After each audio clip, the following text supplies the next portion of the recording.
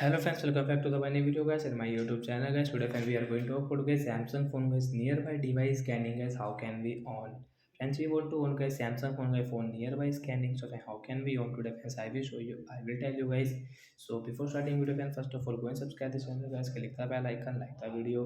So friends, first of all open your phone setting guys. After on phone setting guys, click on guys phone connection setting.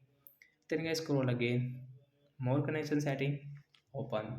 Nearby device scanning guys we will tap here. Friends you can see your phone will scan for your device nearby and let you connect to them in pop up or in the notification panel. So friends you want to use so guys you can own guys your nearby device scanning in your Samsung phone device and guys you can use from here guys. So like that guys, you can see guys your phone will scan for device even when Bluetooth is turned off. So like that guys, you want to use your nearby device scanning, so you can on and you can use it.